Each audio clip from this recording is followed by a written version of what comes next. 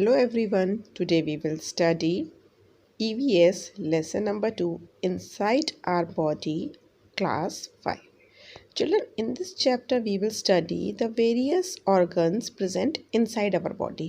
बाहर से तो आपने अपनी बॉडी देखी है, लेकिन अंदर की बॉडी जो है उसके बारे में, उसकी जो बहुत सारी ऑर्गन्स हैं उसमें, उसके बारे में हम इस चैप्टर में स्टडी करेंगे.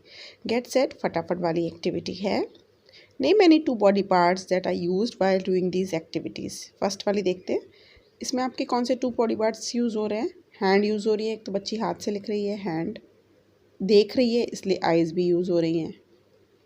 ठीक है. अब ये नेक्स्ट वाली पिक्चर में देखते हैं, ये बच्ची फ़ोन पे बात कर रही है तो she is using her ears, और हाथ से इसने पकड़ा हुआ है तो hands. She is using these body parts.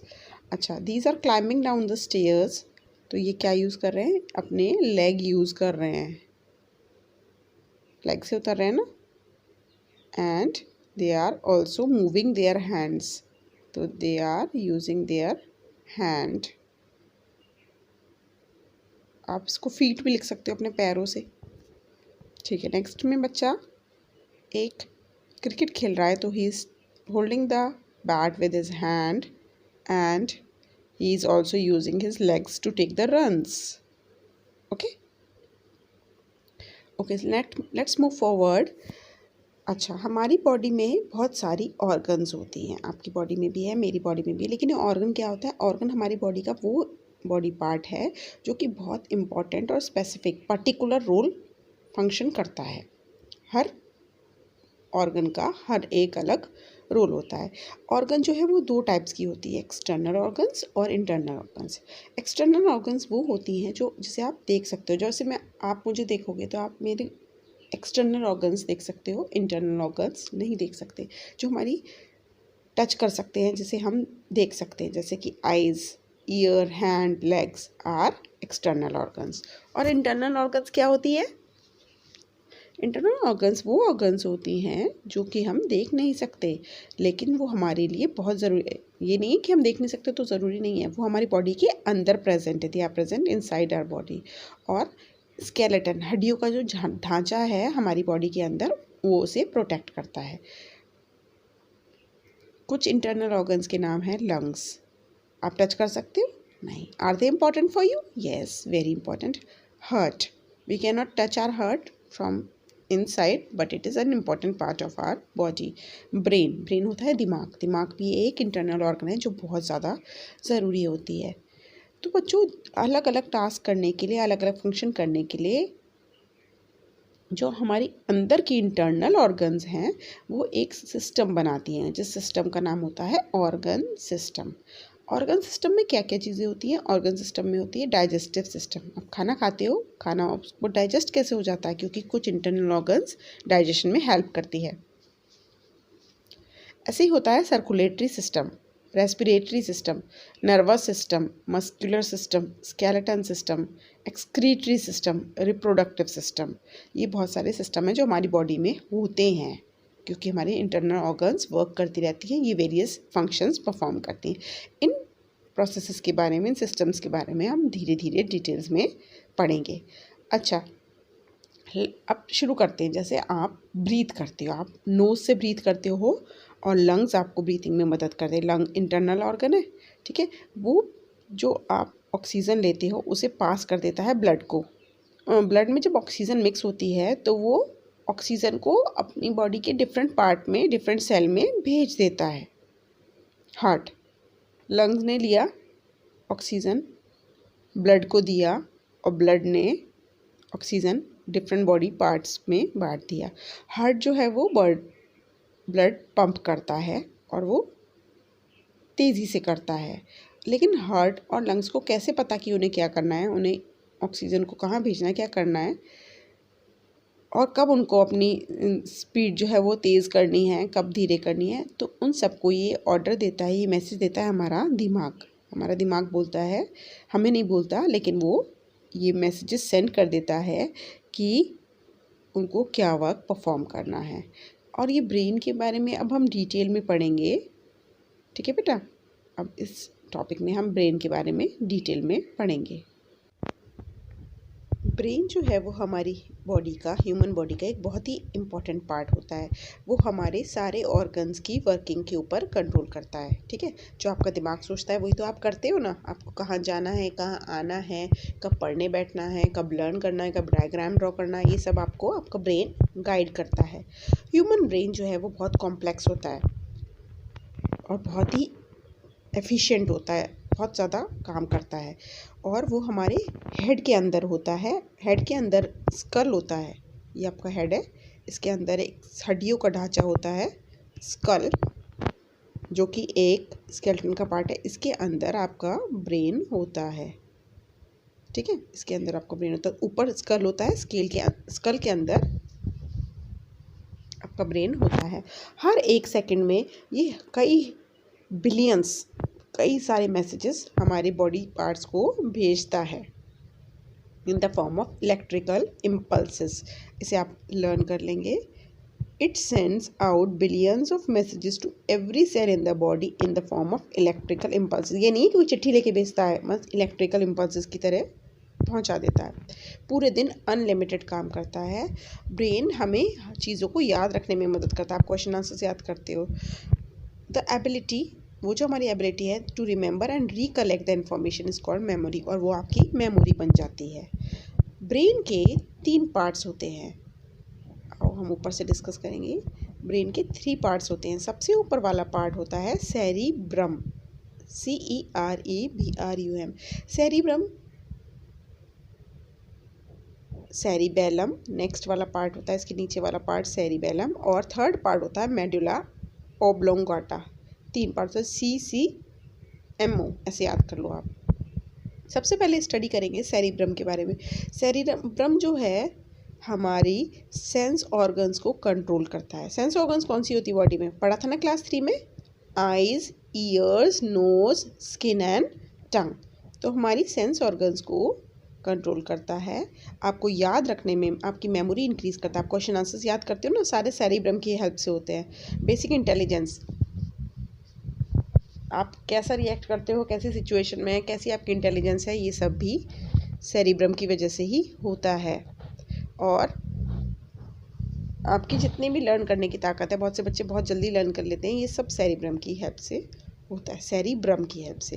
अब दूसरा डिस्कस करेंगे सेरिबेलम। सेरिबेलम जो है मसल मूवमेंट, आपकी बॉडी में मसल्स है ना, मसल मूवमेंट और बैलेंस बॉडी का बनाने में हेल्प करता है।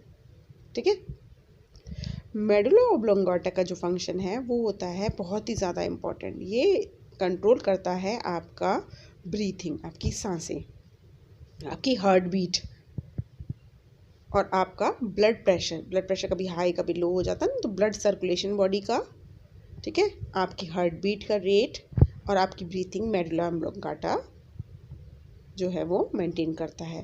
ब्रेन का हर एक पार्ट बहुत ज़्यादा ज़रूरी है, क्योंकि वो एक इम्पॉर्टेंट फंक्शन परफॉर्म करता है। आपने देखा है जो बच्चों का ब्रेन वर्क नहीं करता वो कैसे रिएक्ट करते हैं, उनको हम पागल बोलते हैं। क्यों? क्योंकि वो सही समय पे सही काम नहीं कर पाते, ना सही चीज़ें याद रख पाते, ना सही उनका ब्लड प्रेशर, उनका जो हार्ट बीट रेट है वो भी एबनॉर्मल होता है। So brain is an important part of our body. Now our next topic is heart.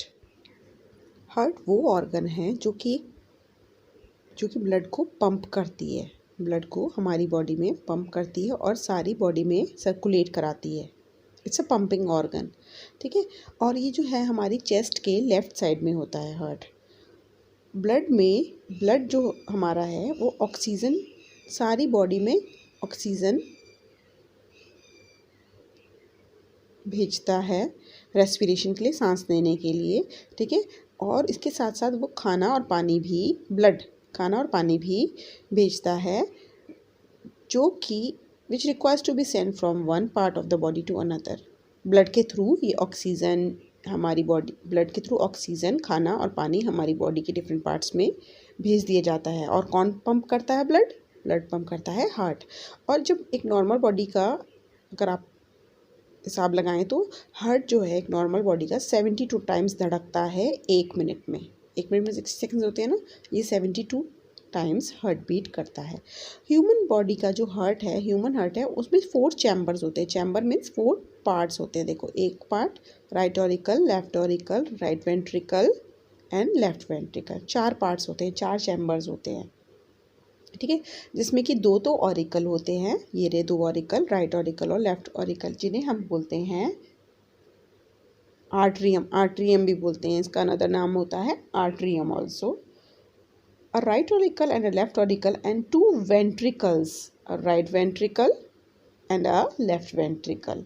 Right side of the heart, right side, अगर आप इस पिक्चर को देखें तो राइट साइड ये है, right side of the heart, ये इसको मिलता है वो ब्लड जो कि ऑक्सीजन, जिसमें ऑक्सीजन कमी होती है और जिसमें कार्बन डाइऑक्साइड होता है।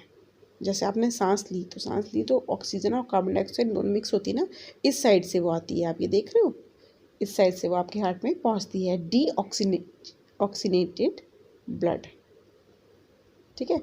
उसके बाद from various parts of the body by means of veins, नसों के द्वारा, वेन्स के द्वारा ये यहाँ से पहुँचता है अंदर, सारी बॉडी पार्ट्स में भेज देता है ऑक्सीजनेटेड ब्लड आर्टरीज की हेल्प से।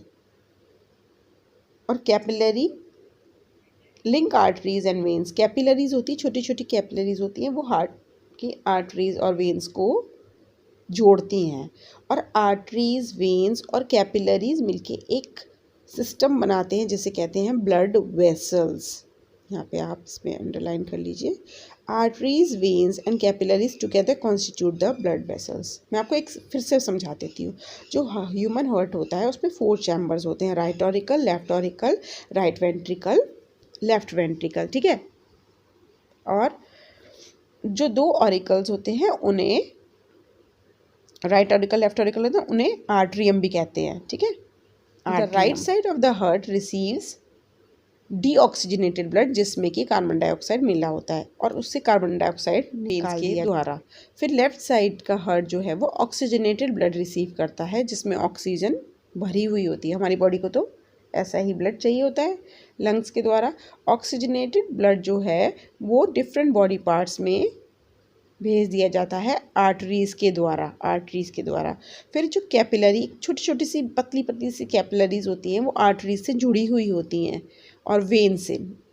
तो आर्टरीज, वेन्स और कैपिलरीज मिलके सिस्टम बनाते हैं जिसे कहते हैं ब्लड वेसल। हमारी बॉडी में बहुत इंपॉर्टेंट रोल प्ले करते हैं और हर किसी ह्यूमन बॉडी में 2 लंग्स होते हैं, एक पेयर होता है, ठीक है, हर एक साइड में एक। और इसकी सुरक्षा करती है हमारी रिब केज।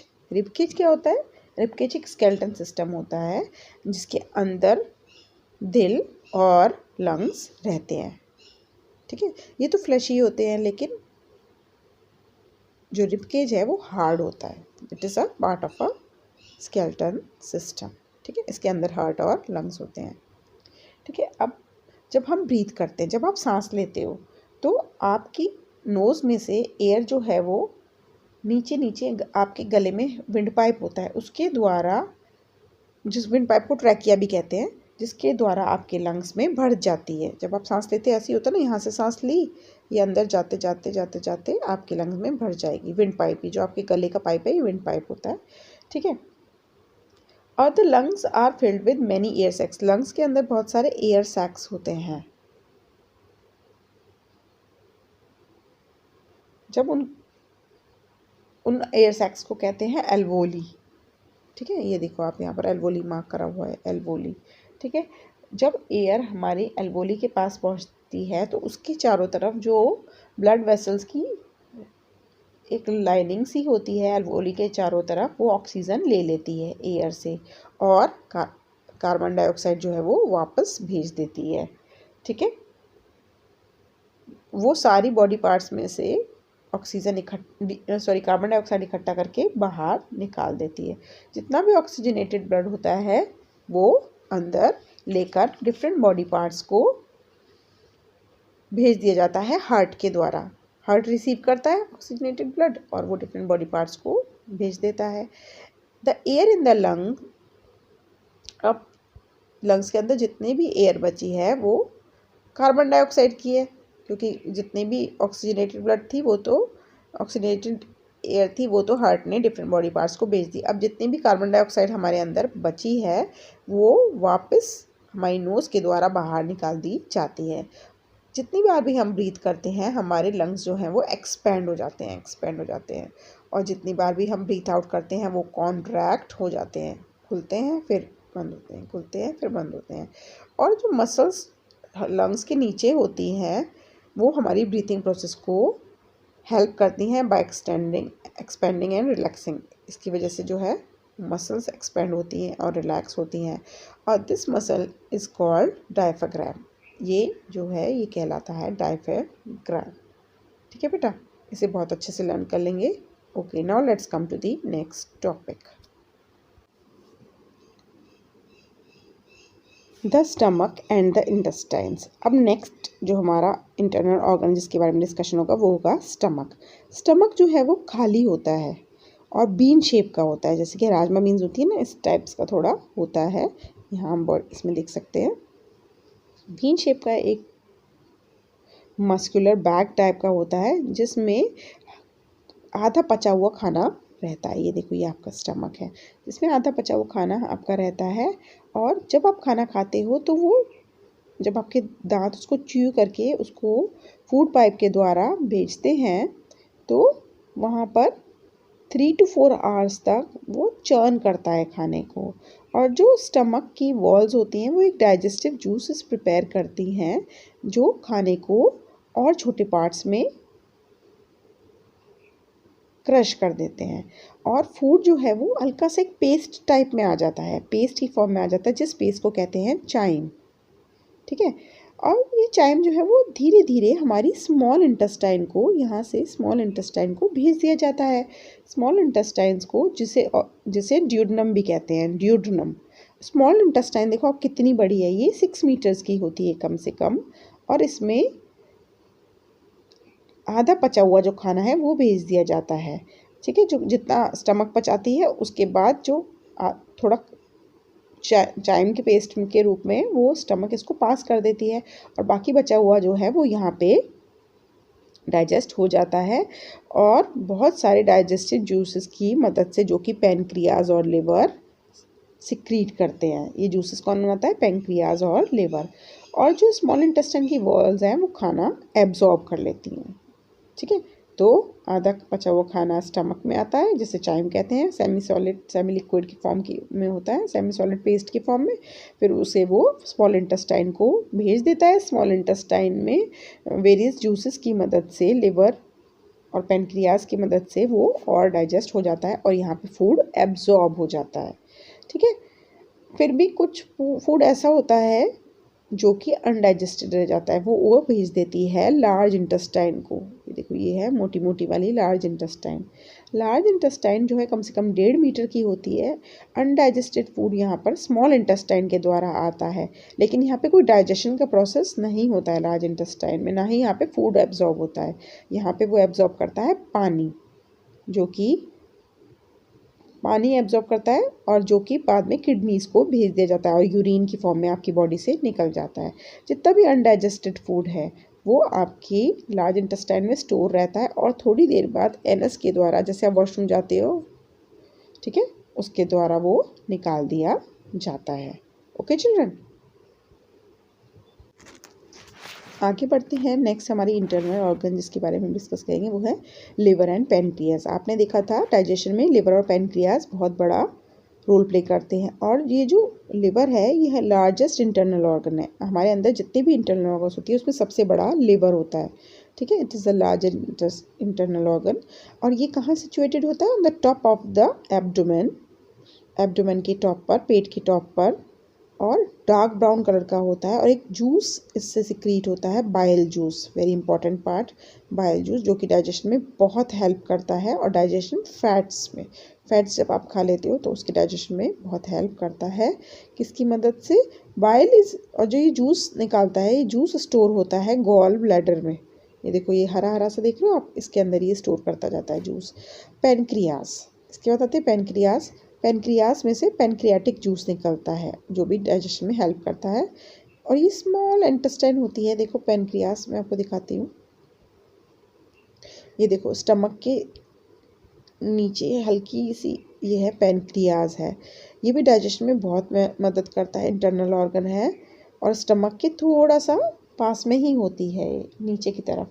और ये एक बहुत इंपॉर्टेंट है चिल्ड्रन, ये इंसुलिन सिक्रीट करता है। आपको पता है इंसुलिन अगर ज़्यादा हो जाता है बॉडी में तो शुगर लेवल हाई हो जाता है। तो इंसुलिन हमारी बॉडी में बहुत ज़रूरी होता है। अगर इंसुलिन मेंटेन रहता है तो हमारा ब्लड शुगर लेवल मेंटेन रहता है। ठीक है, who secretes this? Pancreas. Okay, now let's come to the next. Human body में 2 टाइप्स की किडनी होती है। देखो 2 बीन शेप की, जैसे कि राजमा होते हैं ना आपके, इस तरीके की किडनी होती है। ये रही इधर side of the backbone, backbone के जो आपकी स्ट्रेट बैकबोन है उसके दोनों साइड में होती है। They are in line with the lower ribs and are dark red in colour. Ribs के बिल्कुल नीचे होती हैं और डार्क रेड कलर की होती है। दे फिल्टर द वेस्ट, जितना भी वेस्ट हमारे पास आता है हमारी बॉडी का उसे फिल्टर करती हैं, साफ़ करती हैं, required by the body and send it to the ureters, और यूरेट्रस को भेज देती हैं, यूरेट्रस के द्वारा यूरिनरी ब्लैडर में भेज देती हैं पानी जितना भी होता है। Waste combines water to form urine, और ये वेस्ट कौन सा होता है? ये होता है लिक्विड वेस्ट। सॉलिड वेस्ट तो एनस से निकल गया, ये लिक्विड वेस्ट है जो कि आपकी बॉडी में यूरिन की तरह निकल जाता है। यूरिन इज स्टोर्ड, यूरिन जो है वो यूरिनरी ब्लैडर में स्टोर रहती है। ठीक है, where it is thrown out of the body through urethra, urethra के द्वारा ये आपकी बॉडी से निकल जाती है। तो जो आपकी बॉडी से स्टूल्स पास होते हैं वो एनस के थ्रू होते हैं, और जो आपकी यूरिन पास होती है वो यूरेथ्रा के थ्रू होती है। Okay children, so this was the explanation of the chapter. I hope you have understood it well. Don't forget to give a thumbs up to the video and share my video more and more among your friends. Thank you and bye bye.